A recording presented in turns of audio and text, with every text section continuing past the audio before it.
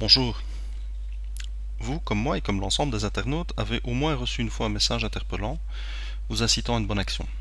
En général, réenvoyez le message en retour à un maximum de personnes. Je vous rassure, si cela n'est pas encore arrivé, cela se produira bientôt. Dans cette séquence, nous analyserons un exemple de message en chaîne. Nous tirerons des conclusions à ce propos. Nous étudierons le pouvoir de propagation de ce message. Je vous expliquerai le pouvoir viral des courriers, puis nous verrons ensuite les recommandations suggérées par rapport à ces messages. Commençons par un exemple. Le titre du message est ambigu. Il annonce l'arrivée de photos sans en préciser le contexte.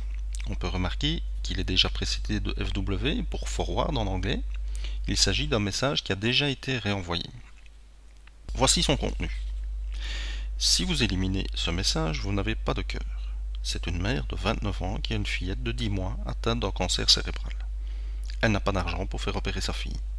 Chaque personne devra envoyer ce mail au moins à 3 personnes et la famille recevra 32 centimes de dollars par mail envoyé. La famille prie qu'on l'aide. Voici une situation intolérable qui est encore renforcée par des photos plus atroces les unes que les autres. Des variantes de ce type de message existent. Enfants disparus, dons de sang urgent, on contrôle vos appels GSM en introduisant des codes spéciaux, un virus fait brûler votre ordinateur, etc. De plus, ce message vous est transmis par une personne que vous connaissez, ce qui le rend immédiatement crédible. Alors pourquoi ne pas le retransmettre à votre tour? C'est rapide, cela ne coûte rien et cela va les aider. Que vous demande-t-on vraiment? Envoyer un message à au moins 3 personnes. C'est faisable et cela n'engage à rien, chacun prendra ses responsabilités. Entre les lignes, vous vous rendez compte que si vous envoyez à plus de 3 personnes, les sommes promises augmenteront. Alors pourquoi ne pas l'envoyer à la totalité de votre carnet d'adresses? Et hop, c'est fait. Je vais te transmettre à tous mes contacts. La plupart d'entre nous va s'arrêter ici. Mais je me pose une autre question. Qui va payer les 32 cents par message? Pas vous, pas vos destinataires, vous ne faites que transmettre. Mais alors, qui versera cette somme? Eh bien, sachez-le tout de suite, personne ne paiera. Et pour plusieurs raisons. Vanessa, telle qu'elle est présentée dans le message, n'a probablement jamais existé. Personne n'est chargé de contrôler le nombre de messages transmis.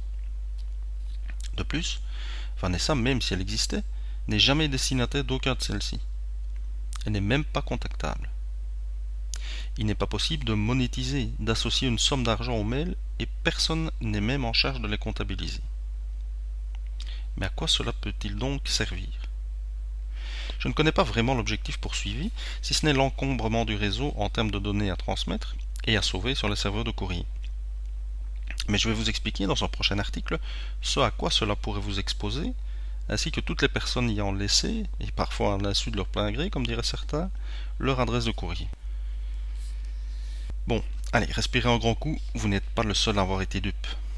Voici une petite analyse qui va vous démontrer le pouvoir viral des chaînes de messages.